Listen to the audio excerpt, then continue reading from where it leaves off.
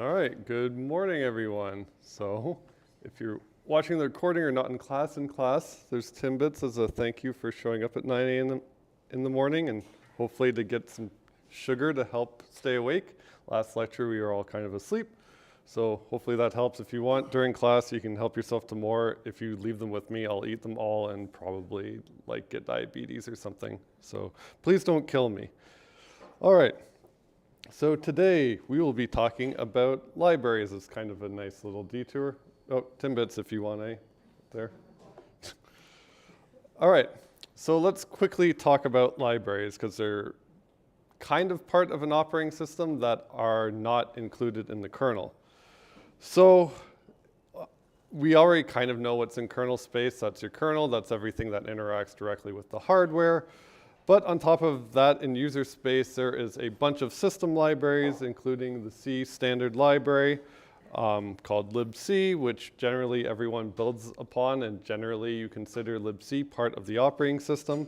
And then way back in the lecture 3, we talked about, is Ubuntu a different operating system than Android, even though they use, the same kernel. And then so you might draw your line at what an operating system is at the display server level. So this is showing what it's like in Linux. So the display server should be called something called Wayland.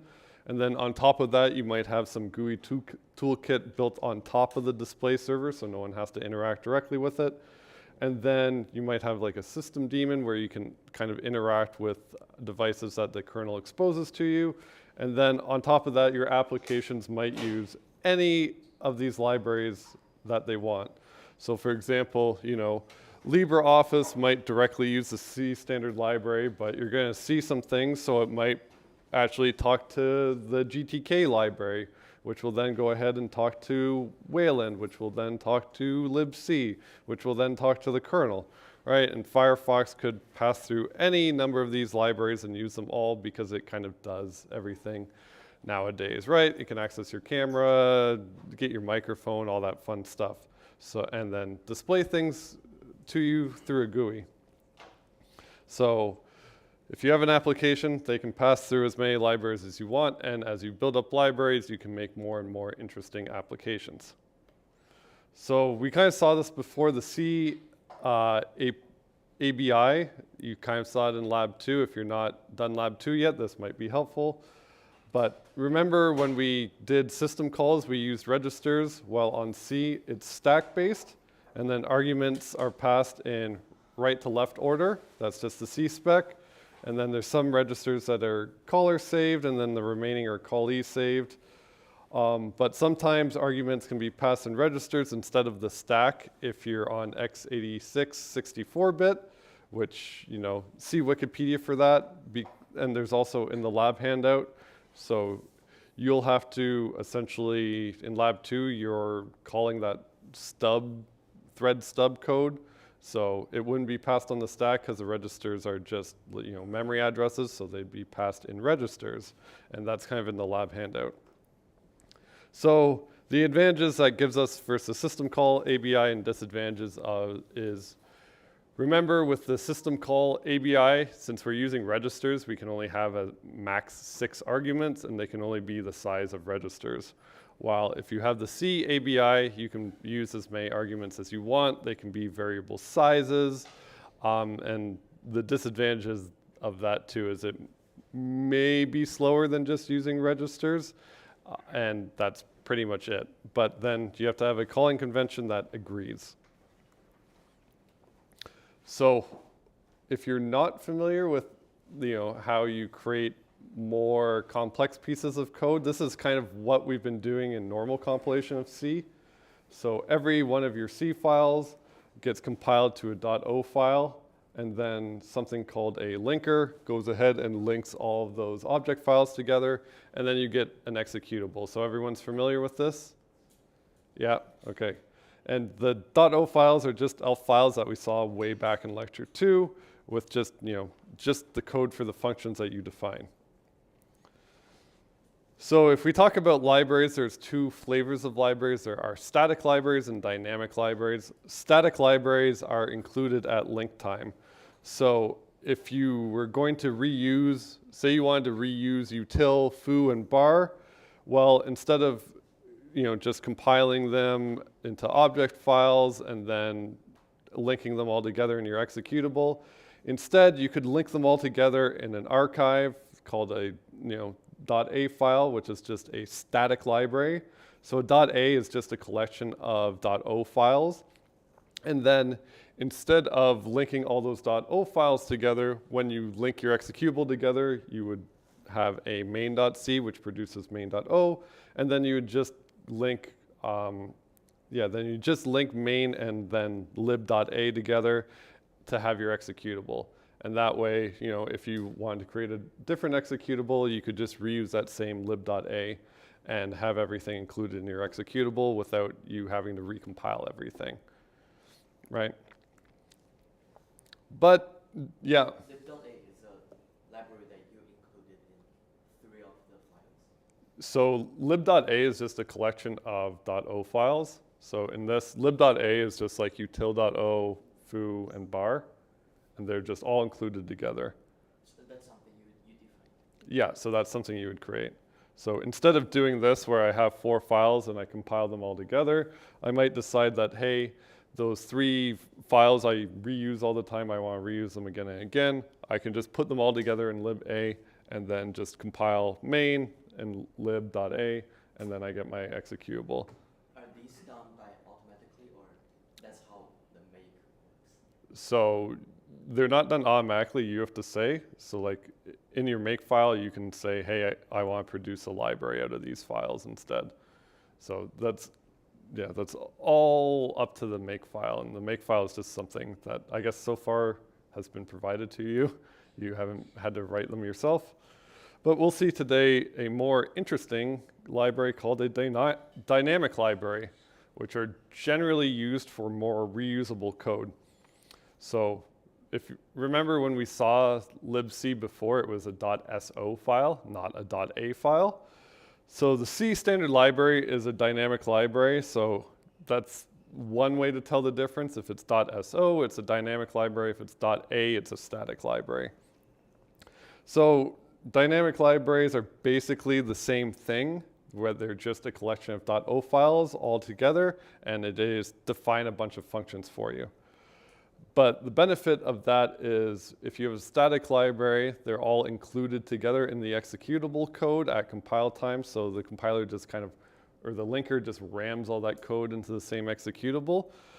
And on the contrary, with dynamic libraries, there's just one dynamic library and then multiple applications can use it. So instead of each application, having its own version of printf embedded in it, it would just use the printf that is defined in libc.so. And then because of this too, the operating system can do a bunch of fun tricks. So it can only load, libc in memory once and then share it between every single application. And every application on your machine probably uses libc. So that's definitely a good optimization. So you don't have to have, hundreds of copies of libc when they're all basically doing the same thing. Then the operating system can do some trick of, because we have these virtual pages or virtual addresses and physical addresses, and you don't know, right? Each process has its own virtual address space. The operating system can do something smart like map where the libc is in every single process to the same physical area of memory, and they all just read the same thing, so you don't have to have multiple copies of libc. So in terms of kind of using it, so the top thing is pretty much the same as the shared library. So the .so file is just a collection of .o files, but there's special shared linkage. And the only difference is what happens when you actually compile your program. So when we link our program and create an executable from it, we just use that main.o file, and then at runtime it will go ahead and include whatever the lib.so is. So it will only be used at runtime, and it won't actually include any additional code into your executable except for saying, hey, I need like printf or something like that. Yep. Okay. Yeah, I'm wondering where is the main.o? Is that function we define? Yeah. So in this example, you make a main.c file that has the main function defined in it. So I'm just assuming that main.o has main defined in it. Oh, and we include the shared dynamic library in the main file, and when we compile, it links the library together. No, so you would just have your main.o file, and then when you link it together, it just uses that main.o to make the executable, and then it'll also embed some runtime information that says, hey, I need this library to actually execute. Oh, and so main.o is a library file. So main.o is just your like standard main.c or something like that. So it's just like your normal object file that just has main defined in it. And if you wanted to use the dynamic library, we need to include the header of the dynamic library in the main.c. Yeah, so generally, if you want to use the functions, you need to know what functions you need to call, and they'll be in a header file. But it's actually not super formal, where you can just use functions and hope they get defined later. We'll see examples, so I'll show some examples too. But it's kind of a crufty system. Yeah. And this is only for C standard library, So this is any C functions. and we cannot use dynamic libraries. You can. Yeah, so we'll create a dynamic library today and play around with it and see what bad things you can do. So as part of being software engineers, you should know how to make libraries, which no one does yet, right? All right, so we'll make some libraries today. So there's kind of some useful command line tools for using dynamic libraries and checking, and kind of like Sandy checking. So this LLD is a good one that shows you exactly what dynamic libraries an executable uses. So we can go ahead and see that. So for example, I have a bunch of programs today. I have a bunch of programs today. We can say LLD alloc example, and then it will show you exactly what libraries it uses. So this library actually doesn't correspond to a file, so it's a kind of pseudo library that's defined in the kernel. So it only lives in the kernel. And then it says, hey, I use libc, and it corresponds to this file. So it's just a normal library file. Then it also uses this standard library, which we don't know what it is yet. It's like called LD Linux, something like that. But that's essentially the dynamic linker that figures out how to resolve printf at runtime. So those two things will always be included in your executable, and then we have libc. So this is pretty much the lowest amount of libraries we'd have. But we could also LLD, ls or something like that. Oh, I have to give the file. And we can see, what libraries it uses. So it uses pretty standard libraries, but it also uses libcap, which is kind of funny. But that's one of the tools we can use and see what dynamic libraries any executable wants to actually execute. And then another thing we can do is use object dump -t for the library to see what files it see what functions it defines or symbols that it uses. And then you can also use object dump -d, which we all probably know by now. So if we use object dump -t, so in this I wrote a alloc library, so alloc wrapper.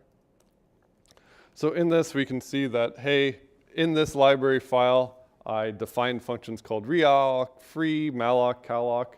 So those are all the functions that are defined. And if I go look at something like some executable I have, it'll essentially say what functions it wants to use. So like this one, it wants to use something called printf. And then of course we can, do the fun thing and disassemble our program and all that, which we kind of know about. So let's get into the real fun stuff. So just a word about static versus dynamic libraries. So again, you can just statically link stuff, which basically just copies the .o files into your executable. And the drawbacks of this, of course, are statically linking prevents reusing libraries. So you're essentially just copying and pasting object code just directly into your executable, and that's it. So each executable would have a version of printf, so there would be 200 versions of printf in your system. And then if you have any updates to libc, well, since it's not using a dynamic library and you essentially copy and paste the code into your executable, you'll always be using that version. And if they update libc, then you're out of luck. You would have to completely recompile your program if you want to use that new code, right? So given those kind of bad things, what would be disadvantages towards using a dynamic library?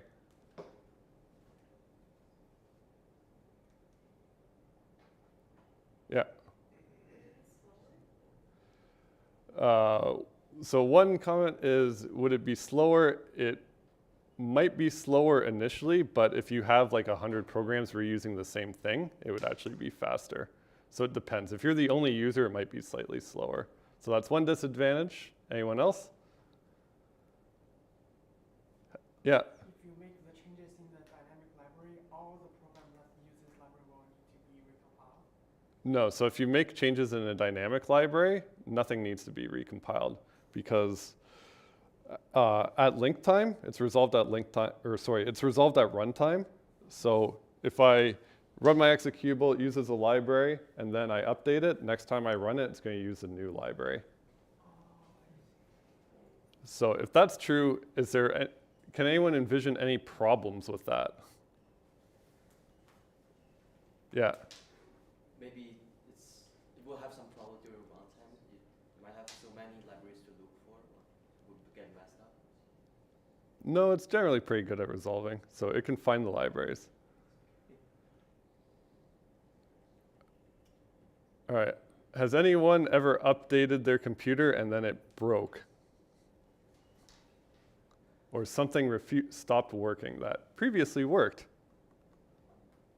Yeah, so that's one big disadvantage, right? If everything uses a new version of the library and you update your system and there's a bug in that library, suddenly all your applications are broken, right? So you have to be, if you're using a shared library, you have to be very, very sure and trust the authors of it that they don't mess it up, because otherwise everything's going to go down.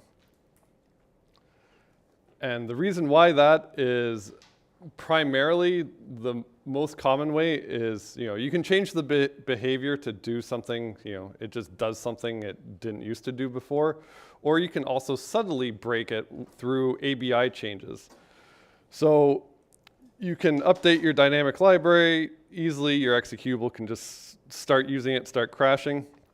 So we'll go ahead and make a dynamic library today that basically just has a struct.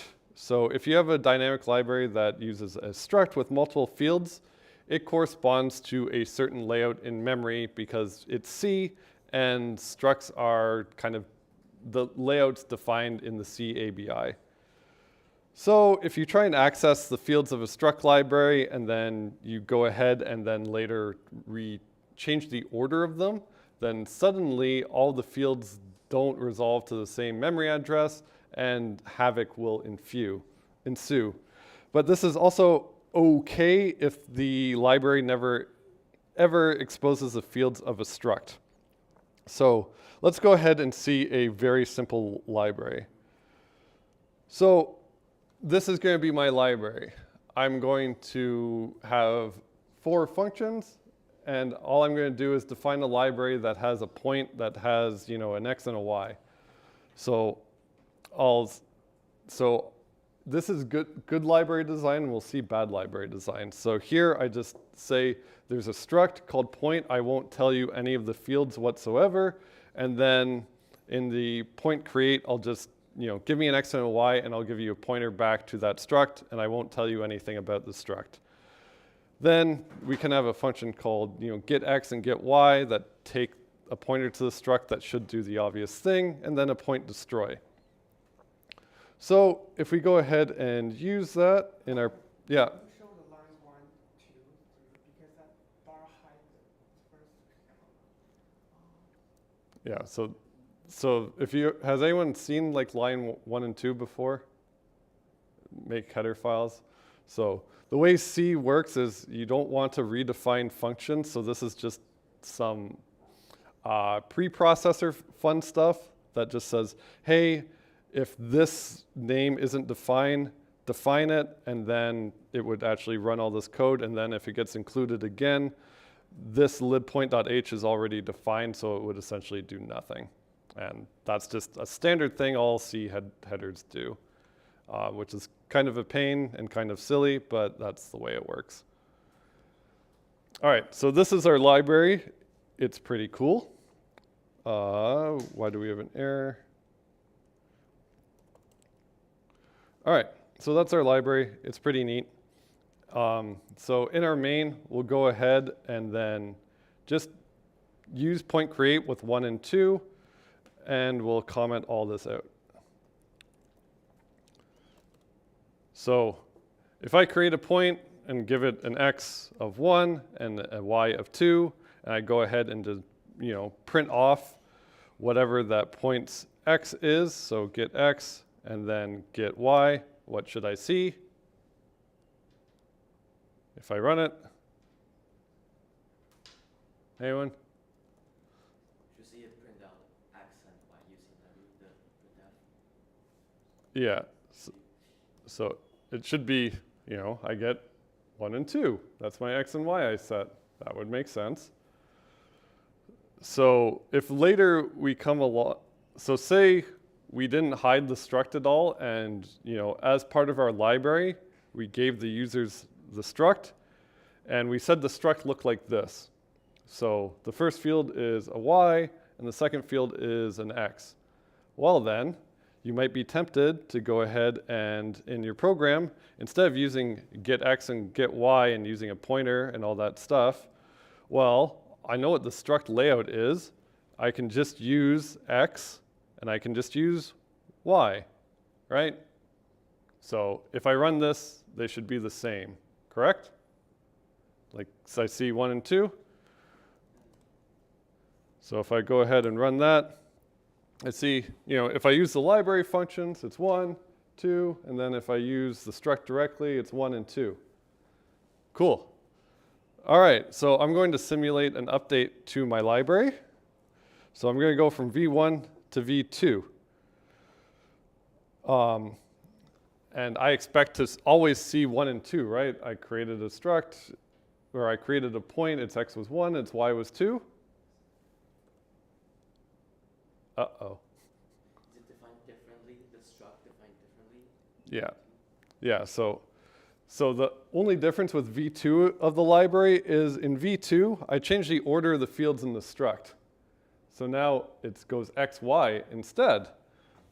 But if it's using v1 and expects v1, then it would think x, y.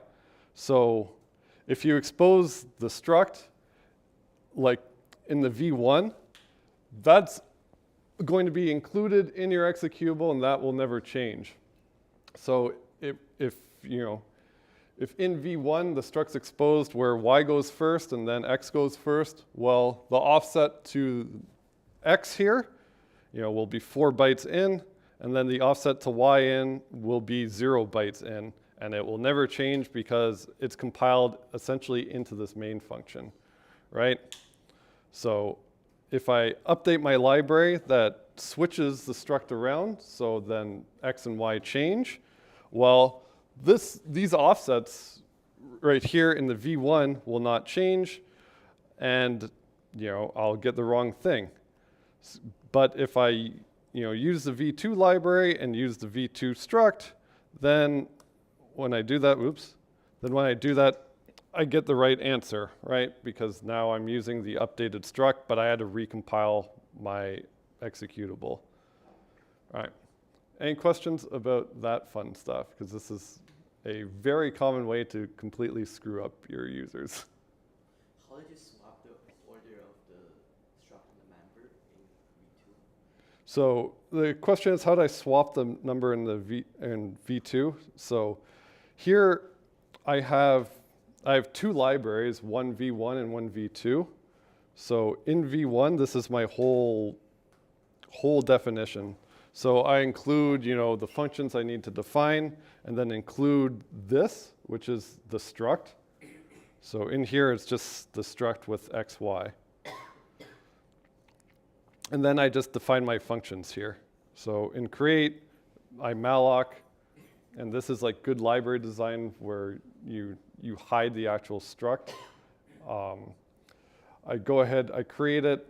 This is only within the library. I malloc, I set the fields within the library so that they correspond to whatever order my struct's in.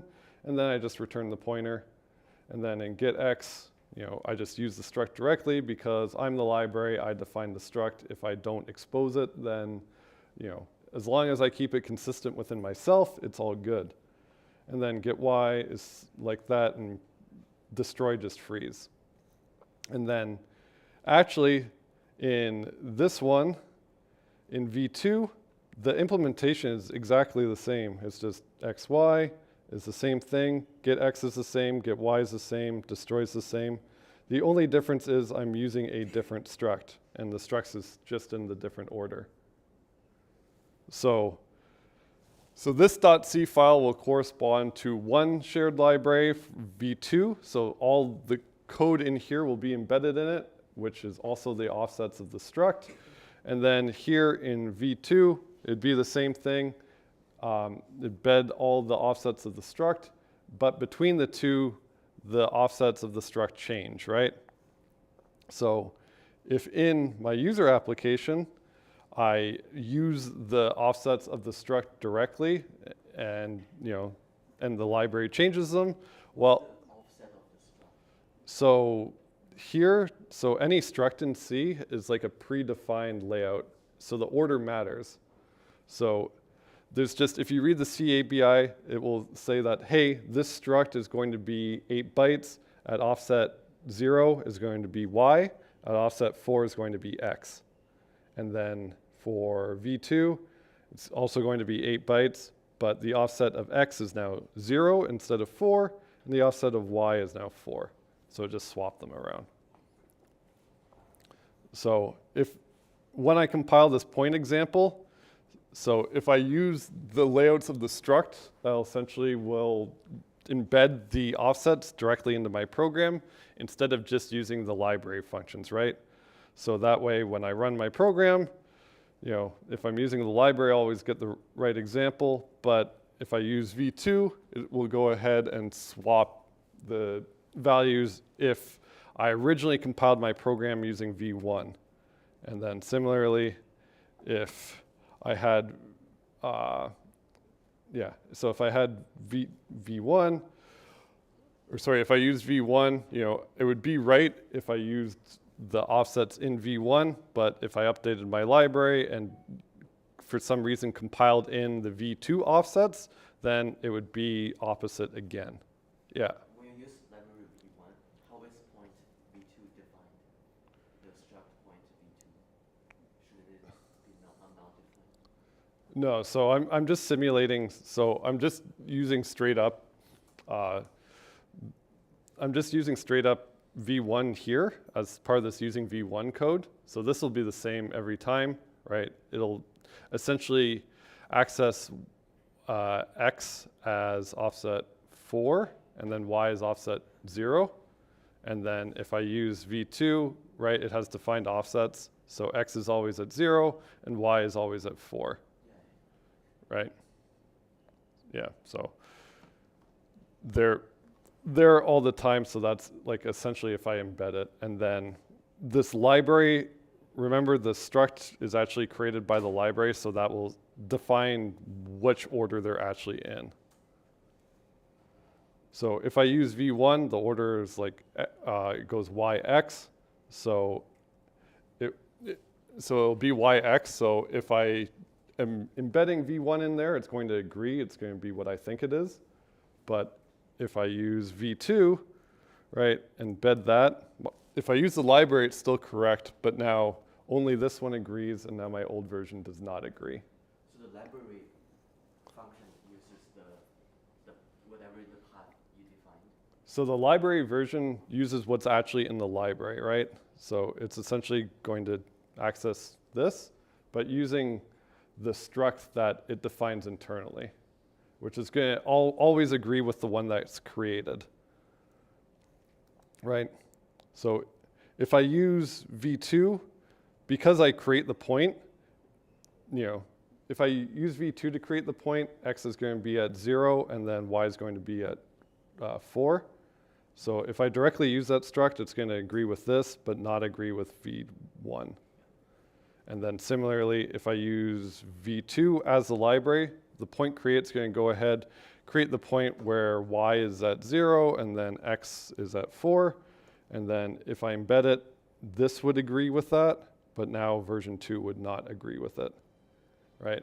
And all it takes to completely brick an application, make an update completely screwed over, what I do, I just change the order of 2 things in my struct, right? That's all it took. So imagine if libc did something like that, which it actually did at I forget what year it was, but it was a complete disaster. So if libc does that, suddenly you have to recompile literally everything, or else you're going to get weird, subtle bugs that you essentially can't debug, right? So does that illustrate why that's kind of bad?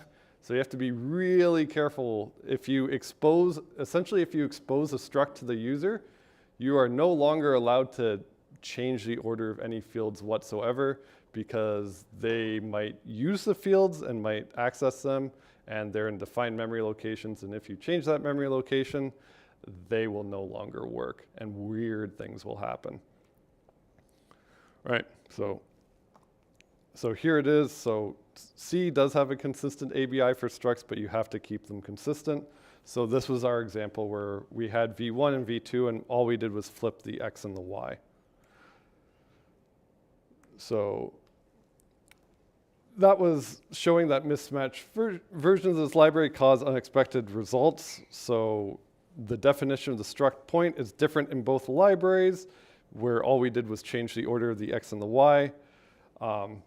So if our executable and our library agrees, there's no problem. But if that struct is exposed, and now suddenly the library and the executable do not agree, that is when you have problems, because now they'll be accessing different data. All right, and this is just how to run that previous example for yourself if you want to use the examples. So it's in the lecture 13 directory.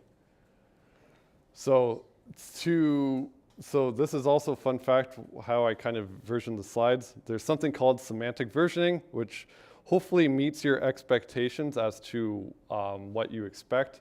So generally, every version number looks like major, and where they're just all digits. So major.minor.patch, where if the major version changes, that means there's an incompatible API or ABI change, which means you have to recompile everything. So if you see, libc goes from version 1 to version 2, you should expect to have to recompile everything. While if the minor patch version changes, you just added functionality in a backwards compatible manner, aka I just added a new function or something like that. I didn't break anything that existed, I just added some new stuff. And then .patch, you should only increment when you make some backwards compatible bug fixes. So I didn't change any functions, I didn't monkey around with anything, there's just some bug fix, and my library works better than it did before. So if you follow that, generally it makes your life easier when you have to go through dependencies and other software you use. So if you see the major version change, you know you're in for a long day at the office. If you see the minor version change, hey, they might have made your life easier by giving you a new API or something like that.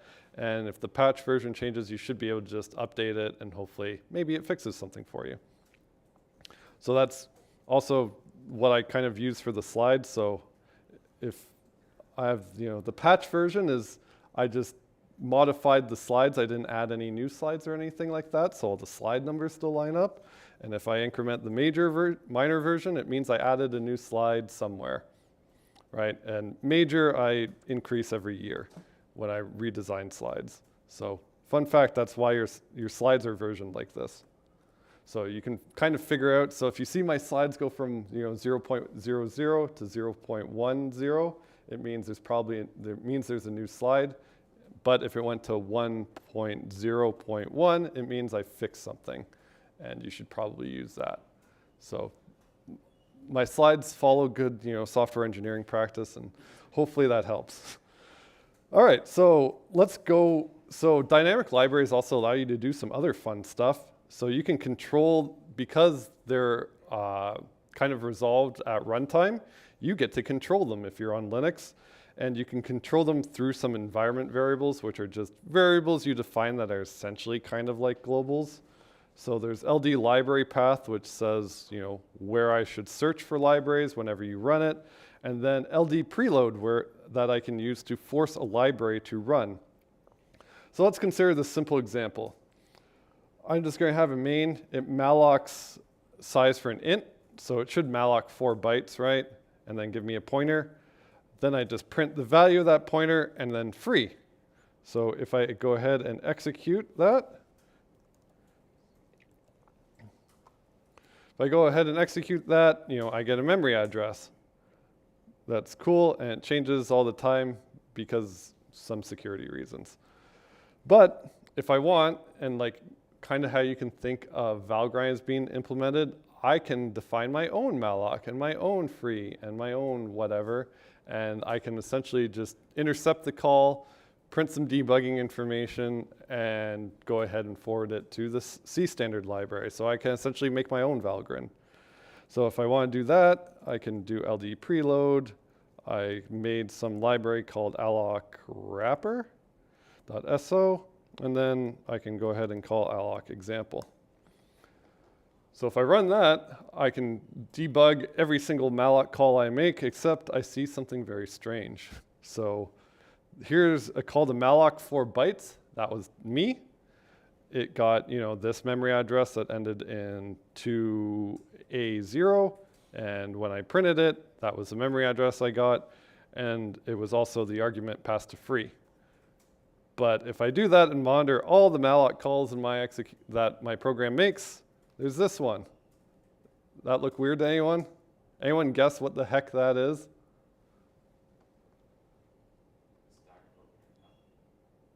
Stack for printf, very close.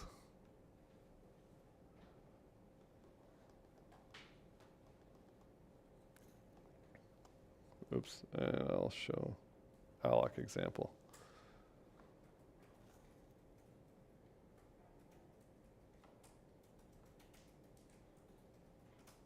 Any guesses as to who made this malloc call of 1 kilobyte? Because there's not much going on in my program.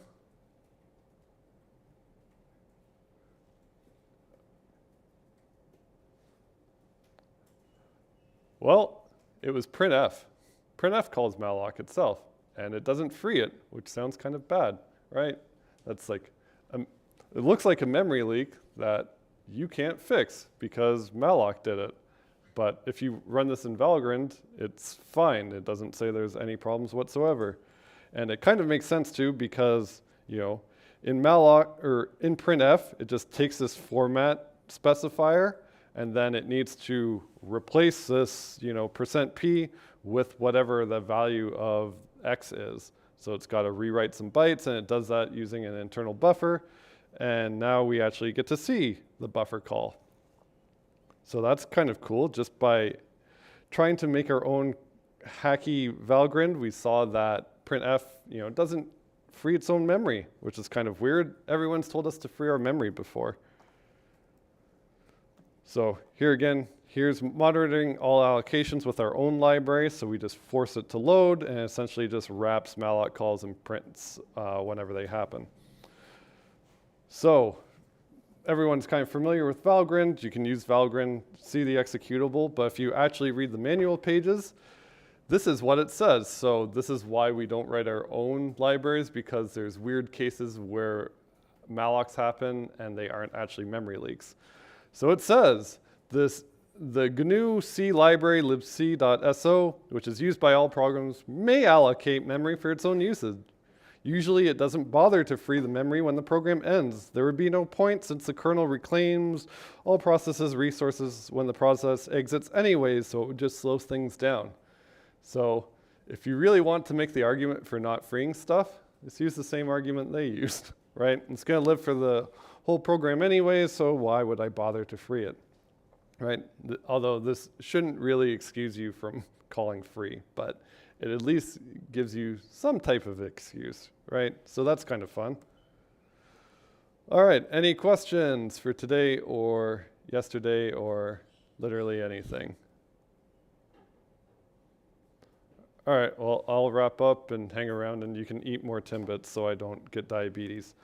So operating systems provide some foundation for libraries. We kind of learned the difference between dynamic libraries in comparison to static libraries, and also how to play with the dynamic loader a little bit, which might be useful for debugging stuff in the future. And then we saw example usages of ABI changes that broke without even changing the API at all.